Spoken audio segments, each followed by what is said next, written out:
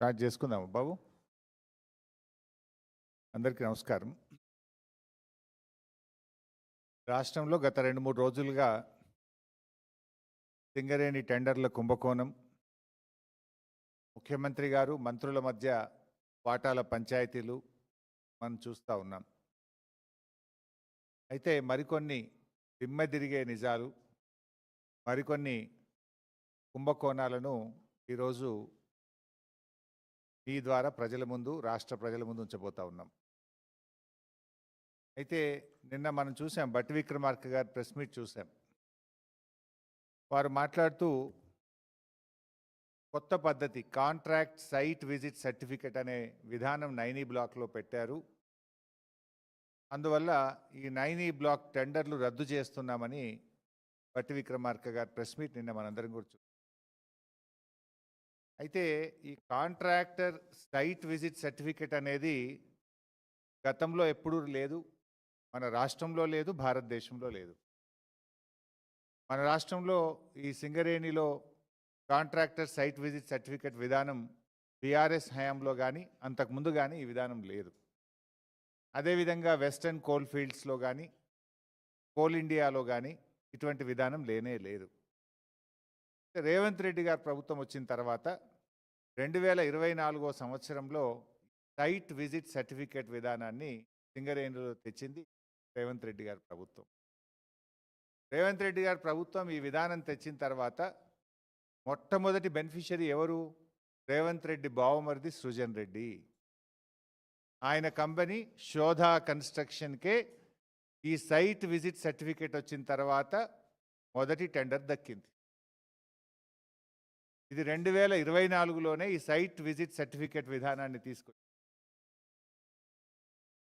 ఈ site visit certificate విధానం వచ్చిన తర్వాత సింగరేణిలో 6 టెండర్లు జరిగితే 6 టెండర్లు కూడా +7% టెండర్లు వారి వారి అనుయాయులకు కట్టబెట్టడం జరిగింది. ఈరోజు భారతదేశంలో పరిస్థితి ఏంది?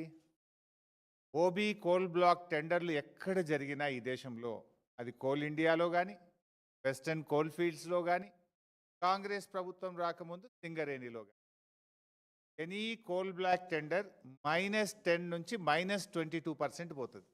-10 నుంచి -22% పోతుంది కాంట్రాక్టర్లు. సింగరేణిలో కూడా ఈ కాంగ్రెస్ ప్రభుత్వం రాకముందు గత బీఆర్ఎస్ హయాంలో -7, -8, -10, -20 పోతుండే.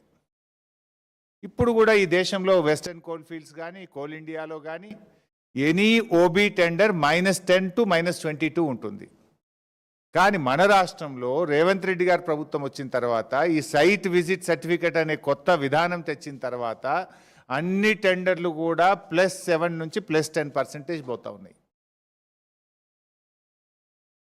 అయితే నిన్న బట్టి గారు కేవలం 9E బ్లాక్ మాత్రమే సైట్ విజిట్ సర్టిఫికేట్ ఉంది కనుక ఆ టెండర్ రద్దు చేస్తామన్నారు. మరి వీటి సంగతి ఏంది? ఇవాళ ఈ సైట్ విజిట్ సర్టిఫికేట్ వెనుక ఉన్న కుట్ర ఏంటంటే, అదర్వైజ్ ఆన్లైన్ టెండర్లు ఉంటే ఏమవుతుంది? దేశంలో ఏ రాష్ట్రం నుంచి అయినా ఎవరైనా అనుభవం ఉన్న కాంట్రాక్టర్లు ఆన్లైన్లో డైరెక్ట్గా టెండర్ వేయచ్చు. సైట్ విజిట్ సర్టిఫికేట్ అంటే కాంట్రాక్టర్ సైట్కు పోయి చూసి ఆ సింగరేణి నుంచి సైట్ మేము విజిట్ చేసినామనే సర్టిఫికేట్ తీసుకోవాలి. దాంతో ఏమైపోతుంది? ఏ కాంట్రాక్టర్ టెండర్ వేస్తున్నాడో ముందే వీళ్ళకి తెలిసిపోయి వాళ్ళను భయభ్రాంతులకు గురి చేసి వాళ్ళను నయాన్నో భయాన్నో ఒప్పించో మెప్పించో బెదిరించో వాళ్ళను టెండర్ వేయకుండా చేయడం, టెండర్ వేస్తే వీళ్ళకి అనుకూలంగా టెండర్ వేసే విధానం. సైట్ విజిట్ సర్టిఫికేట్ ద్వారా ఎవరు టెండర్లు వేస్తున్నారో ముందుగానే తెలిసే ఒక గ్యాంగు రేవంత్ రెడ్డి ప్రభుత్వం తరఫున ఒక ఏజెంట్ను పెట్టినారు. ఆ ఏజెంటు ఎవరు టెండర్ వేస్తున్నారో తెలిసి మొత్తం రింగు చేసి +7, +10%కు టెండర్లు వేస్తున్నారు. గతంలో సైట్ విజిట్ సర్టిఫికేట్ లేనప్పుడు ఏమవుతుండే? ఈ దేశంలో ఎవరైనా ఎక్కడి నుంచి అయినా డైరెక్ట్గా టెండర్ వేసే అవకాశం ఉండేది. ఇప్పుడు ఆ అవకాశం లేకుండా చేసి ముందుగానే ఎవరు టెండర్ వేస్తున్నారో తెలుసుకొని నయాన్నో భయాన్నో బెదిరించో ఒప్పించో మెప్పించో వాళ్ళని టెండర్ వేయకుండా చేసి తమ అనుయాయులకు ఈ టెండర్లు కట్టబెడతా ఉన్నారు. అందుకే ఈ సైట్ విజిట్ సర్టిఫికేట్ వచ్చిన తర్వాత సింగరేణిలో జరిగిన వేల కోట్ల రూపాయల టెండర్లు +7 నుంచి +10%కు వీరు కట్టబెట్టుకున్నారు, పర్సంటేజీలు కొల్లగొడుతున్నారు. అదే పద్ధతిలో ఈ నైనీ బ్లాక్ చేయబోతే ఏం జరిగింది? వాటాల పంచాయతీ వచ్చి ఇవాళ రోడ్డు మీద పడ్డటువంటి పరిస్థితి మనం చూస్తాం. అయితే ఈ సైట్ విజిట్ సర్టిఫికేట్ మీద దేశవ్యాప్తంగా అనేక కంప్లైంట్స్ వచ్చినాయి. ఇది ఎక్కడిది? వెస్టర్న్ కోల్ ఫీల్డ్స్లో లేనిది, కోల్ ఇండియాలో లేనటువంటిది. కోల్ ఇండియా ఈజ్ మదర్ అన్నట్టు వీటన్నిటికీ. అక్కడ లేనటువంటి విధానం ఇక్కడ ఎందుకు పెడతా ఉన్నారు అని అనేక కంప్లైంట్స్ కూడా వచ్చినాయి. సరే, ఇది ఈ విధానం తెచ్చి ఈ రకంగా వీళ్ళు ఏ రకంగా కొల్లగొడుతున్నారో మనం స్పష్టంగా ఈరోజు నేను ఆధారాలు కూడా నా దగ్గర ఉన్నాయి, అన్ని ఆధారాలు కూడా బయట పెడతాను. ఇలా రెండవ కోణం ఉంది. రెండవ కోణం ఏంటంటే, గతంలో ఇదే సింగరేణిలో బీఆర్ఎస్ ప్రభుత్వ హయాంలో టెండర్లు జరిగి -10, -20 ఉన్న టెండర్లు కొన్ని ఉన్నాయి. అవి ఇప్పుడు రద్దు చేసి అదే కాంట్రాక్టర్కు వారి అనుయాయులకు ఇప్పుడు మళ్ళీ రింగ్ చేసి +7%తో టెండర్లు కట్టబెడతా ఉన్నారు. అది చేస్తే ఇప్పుడు -10 +7 అంటే 17% డిఫరెన్స్. గతంలో బీఆర్ఎస్ హయాంలో ఇటువంటి విధానం లేక కాంపిటేటివ్ మెథడ్లో టెండర్లు జరిగినాయి. ఆ టెండర్లను రద్దు చేసి వీళ్ళంతా కూడా కూడబలుక్కొని అదే కాంట్రాక్టర్లకు ఆ కంపెనీ పేరు మీద కాకుండా వాళ్ళ సిస్టమ్ కన్సర్న్ వాళ్ళ అనుయాయులకు ఈరోజు +7 మీద టెండర్లు కట్టబెట్టి కమిషన్లు కొల్లగొడతా ఉన్నారు. ఉదాహరణకు నేను కొన్ని చెప్తాను. ఇప్పుడు గతంలో వెంకటేష్ ఖని అనే టెండర్ బీఆర్ఎస్ హయాంలో మైనస్ టెండర్ ఉండే. ఇప్పుడు వీళ్ళు 2025లో దాన్ని రీటెండర్ చేసి మళ్ళీ ప్లస్లో అప్పగట్టారు. అట్లనే ఎస్ఆర్పి OC2 శ్రీరాంపూర్ గతంలో మైనస్ టెండర్ ఉండే. ఇప్పుడు ఆ మైనస్ టెండర్ను రద్దు చేసి మళ్ళీ టెండర్ నిర్వహించి ప్లస్ టెండర్ కుమ్మక్కి చేసి రింగు చేసి సైట్ విజిట్ సర్టిఫికెట్ పెట్టి వారి అనుయాయులకు కట్టబెట్టే ప్రయత్నం చేస్తున్నారు. అట్లనే ఎస్ఆర్పి OC2 ఎక్స్పాన్షన్ 2025 ఇది టెండర్ ఇప్పటికి 3 సార్లు వాయిదా వేసిండ్రు. ఇది కూడా కట్టబెట్టడానికి ఇంకా డీల్ సెటిల్ కాక వాయిదాలు వేసుకుంటూ ఇప్పుడు వాళ్ళ అనుయాయులకు కట్టబెట్టే ప్రయత్నం చేస్తున్నారు. ఇది గతంలో జరిగిన టెండర్లను రద్దు చేసి తిరిగి తమ అనుయాయులకు రింగు చేసి కోట్లాది రూపాయల కమిషన్లు మాట్లాడుకొని టెండర్లు కట్టబెడుతున్నటువంటి పరిస్థితి. ఇంకో మూడవ కోణం ఉంది ఇందులో.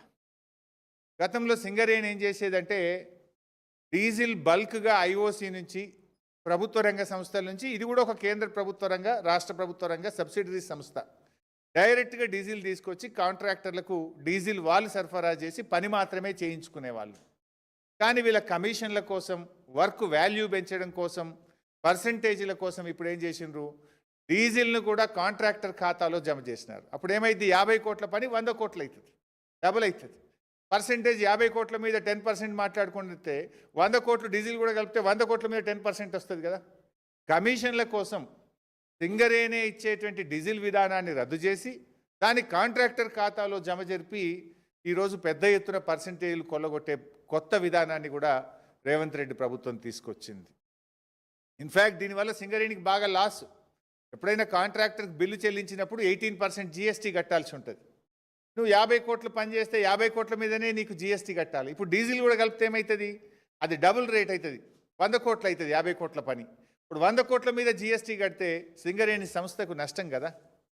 అంటే ఈ రకంగా సంస్థకు నష్టమైనా సరే మాకు కమిషన్లు పెరగాలి, మాకు కమిషన్లు వస్తే చాలు అని చెప్పి ఈ కొత్త డీజిల్ విధానాన్ని కూడా తీసుకొచ్చి ఇటు సంస్థకు నష్టం చేస్తున్నారు, మరోవైపు వీళ్ళు కమిషన్లు కొల్లగొడుతున్నటువంటి పరిస్థితి. ఇదంతా కూడా ఎవరి కన్సర్న్లో జరుగుతుంది? ముఖ్యమంత్రి గారి దగ్గరి సన్నిహితుడు, ఆయన సమీప బంధువు కనుసన్నల్లోనే ఇదంతా జరుగుతూ ఉంది. ఎవరికి టెండర్ రావాలన్నా, ఎవరికి సైట్ విజిట్ సర్టిఫికెట్ రావాలన్నా ఆయన ఆజ్ఞ లేనిదే సర్టిఫికెట్ రాదు, టెండర్ దక్కదు. ఒక రింగ్ లీడర్, ఒక గ్యాంగ్ లీడర్ని పెట్టినారు. ఒక్కొక్క దానికి ఒక గ్యాంగ్ లీడర్. సింగరేణికి కూడా ఒక గ్యాంగ్ లీడర్ని పెట్టి ఇలా ఆయన కనుసన్నల్లో ఇక్కడ సైట్ విజిట్ సర్టిఫికెట్లు, టెండర్లు దక్కించుకునేటువంటి విధానాన్ని ఇలా ఈ ప్రభుత్వం, రేవంత్ రెడ్డి ప్రభుత్వం తీసుకొచ్చింది. ఇలా నేను ఒకటి అడుగుతా ఉన్నా, చీటికి మాటికి సిట్ అంటున్నావు కదా, చీటికి మాటికి ఎంక్వైరీలు అంటున్నావు కదా, నేను ఇంత ఓపెన్గా ఫ్యాక్ట్స్ బయట పెడుతున్నా. నీకు నిజాయితీ ఉంటే, దమ్ము ఉంటే దీన్ని సిబిఐ విచారణకు ఆదేశించు. అన్ని సాక్ష్యాలతో సహా నేను సిబిఐకి అందించడానికి సిద్ధంగా ఉన్నా. కిషన్ రెడ్డి గారు coal India minister.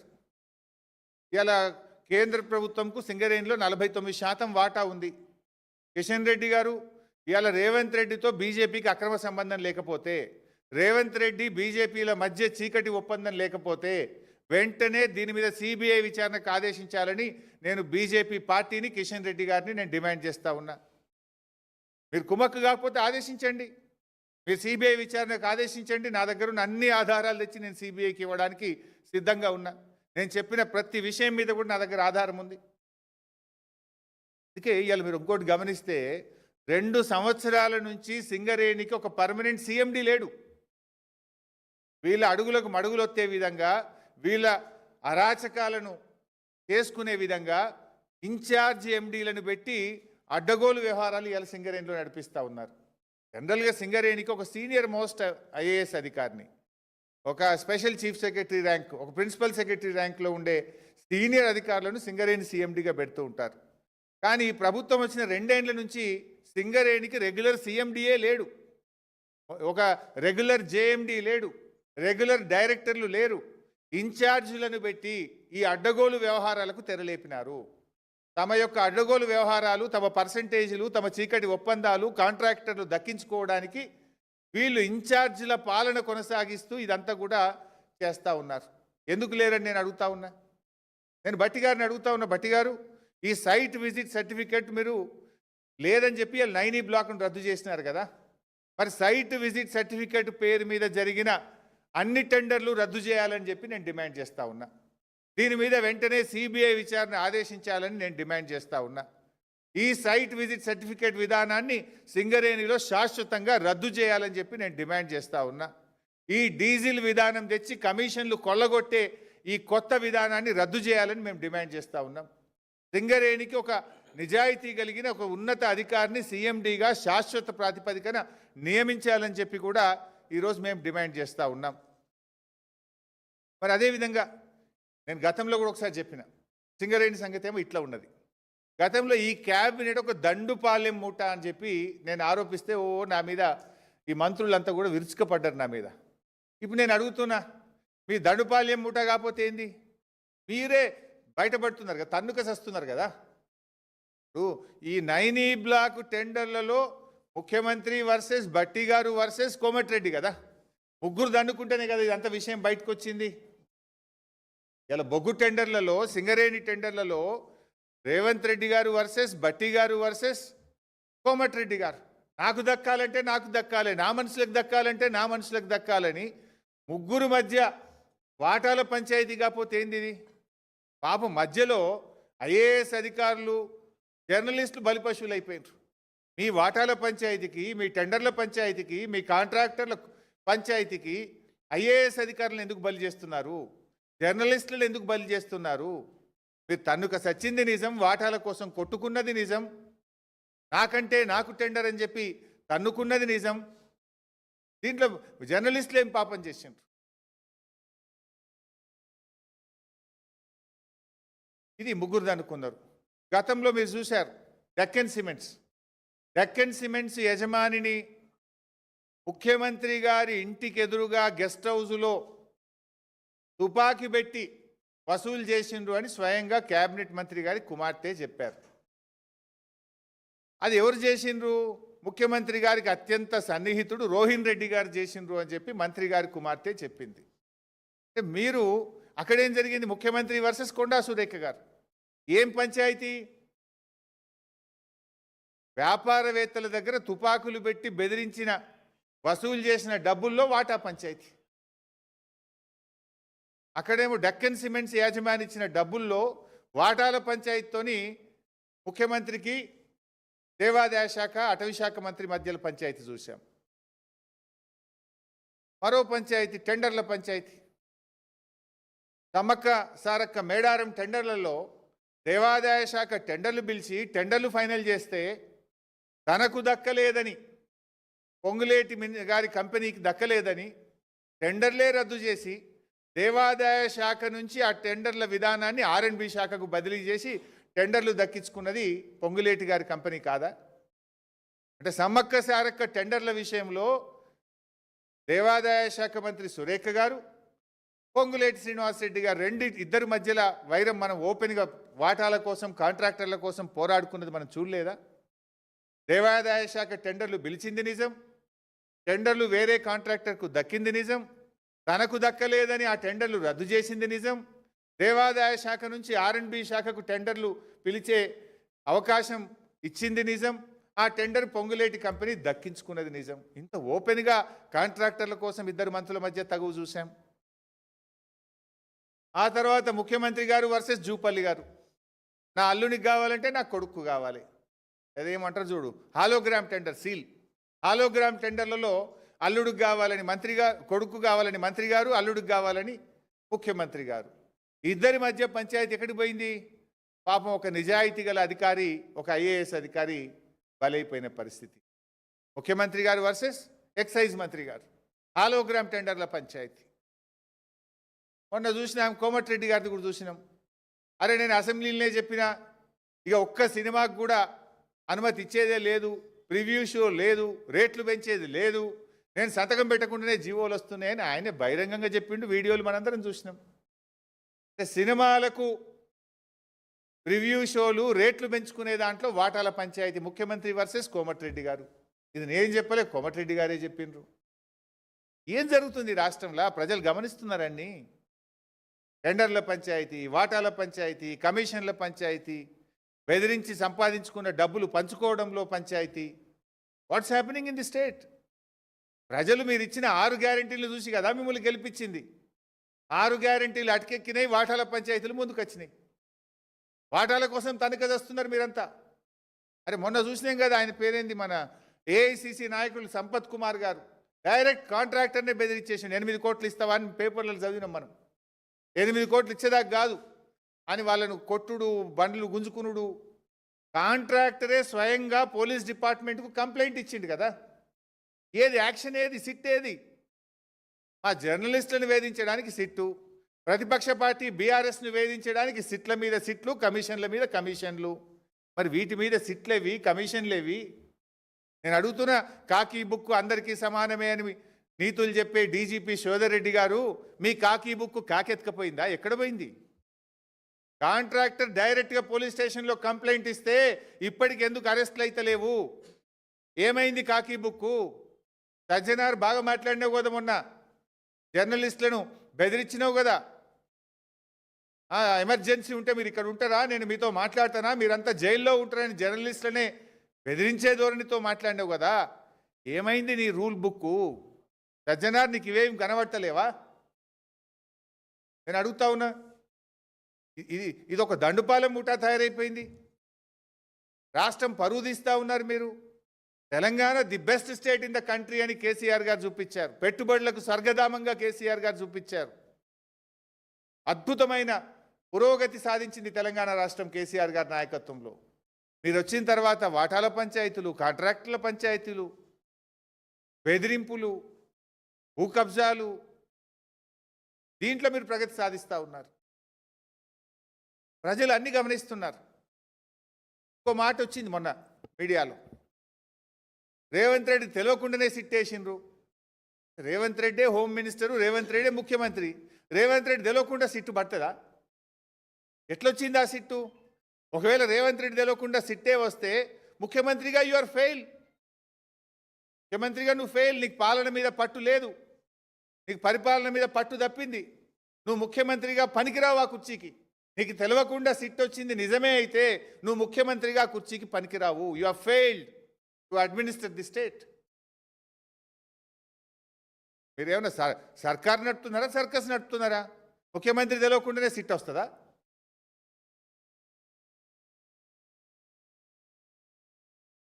Revanth Reddy గారు నిన్న మాట్లాడిన వ్యాఖ్యలు చాలా తీవ్రంగా మేము ఖండిస్తూ ఉన్నాం. బీఆర్ఎస్ జెండా గద్దెలు కూల్చాలని మాట్లాడుతుండు.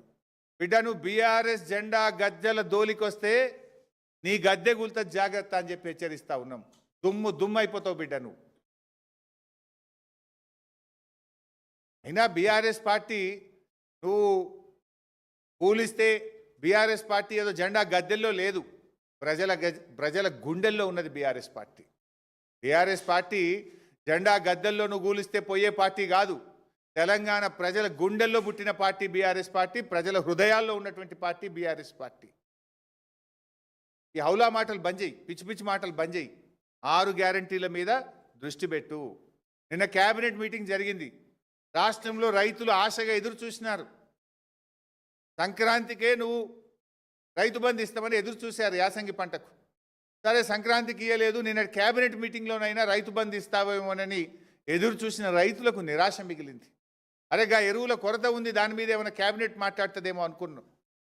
రైతు బంధు గురించి ఒక ప్రకటన వస్తుందని ఎంతో ఆశగా ఎదురు చూశారు రైతులు. కానీ మేడారంలో జరిగిన కేబినెట్ మీటింగ్లో రైతు బంధు ఊసే లేదు, ఎరువుల కొరత గురించి చర్చే లేదు, పిల్లల ఫీజు రియంబర్స్మెంట్ గురించి ఇలా 20 లక్షల మంది పిల్లల జీవితాలతో ఆడుకుంటున్నాడు.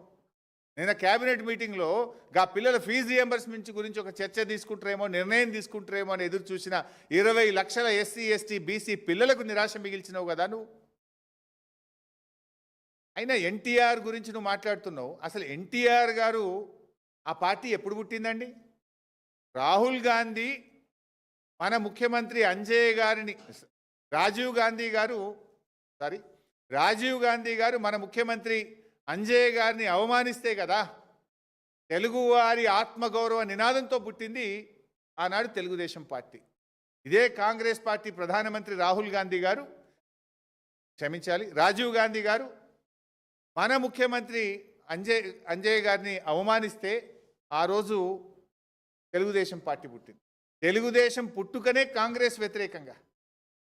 ఎన్టీఆర్ గారు ఆనాడు కాంగ్రెస్ పార్టీకి వ్యతిరేకంగా జాతీయ స్థాయిలో నేషనల్ ఫ్రంట్ నెలకొల్పిండు కదా. కాంగ్రెస్ భూస్థాపితమే నా లక్ష్యమని ఎన్టీఆర్ గారు ప్రతినబూనిండు కదా.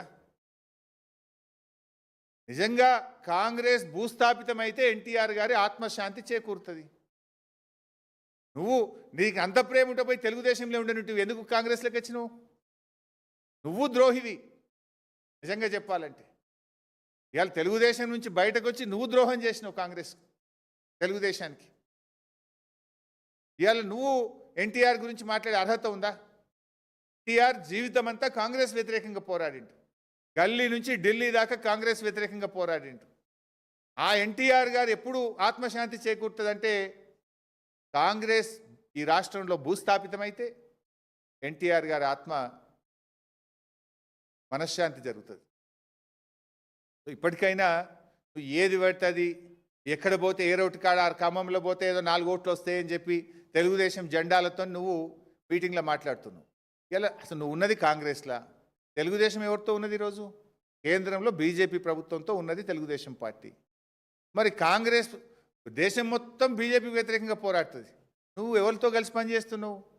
BJP TDP is one. ఇలా కేంద్రంలో అధికారం పంచుకుంటున్నారు, రాష్ట్రంలో బీజేపీ టీడీపీ అధికారం పంచుకుంటున్నారు. ఆ టీడీపీతో నువ్వు అంటగాగడం అంటే బీజేపీతో అంటగాగడమే కదా, బీజేపీతో నువ్వు సంబంధం పెట్టుకోవడమే కదా. నువ్వు ఏ రకంగా మాట్లాడుతున్నావు? అసలు నువ్వు తెలుగుదేశంను పోరాడిందే కాంగ్రెస్ వ్యతిరేకంగా, ఆ తెలుగుదేశం గురించి మాట్లాడుతావు. ఆ తెలుగుదేశం ఈరోజు బీజేపీతో అంటగాగుతున్నది. మరి ఆ బీజేపీతో నువ్వు ఇలా అక్రమ సంబంధం పెట్టుకునే విధంగా అక్రమంగా అన్యాయంగా నువ్వు మాట్లాడుతున్నటువంటి పరిస్థితి. ఇలా సిచ్యువేషన్ ఎట్లయిపోయిందంటే రాష్ట్రంలో ఈ అవుట్సోర్సింగ్ కాంగ్రెస్ అవుట్సోర్సింగ్ సీఎంకు అసలైన కాంగ్రెస్ వాదుల మధ్య ఇలా పచ్చగడ్డి వేస్తే బగ్గుమనేటువంటి పరిస్థితి ఏర్పడ్డది. పాలించమని ప్రజలు అవకాశం ఇస్తే దోపిడీ సొమ్ము కోసం ఇలా కొట్టుకుంటా ఉన్నారు. ఇలా ప్రజలను, ఈ రాష్ట్రాన్ని, పాలనను గాలికి వదిలేసినటువంటి పరిస్థితి ఉంది. సో మళ్ళీ మేము ఫైనల్గా డిమాండ్ చేసేది ఒక్కటే, భట్టి గారు 9 టెండర్లు రద్దు చేశారు, సంతోషం. మరి ఏ విధానం కోసం మీరు రద్దు చేశారు? సైట్ విజిట్ సర్టిఫికెట్ అనే విధానం తప్పు అనే దాని మీద మీరు రద్దు చేసిండ్రు. ఆ విధానంతో ఇప్పటికీ 6 టెండర్లు జరిగినాయి, 6 కూడా ప్లస్ టెండర్లు అయినాయి. అన్ని టెండర్లు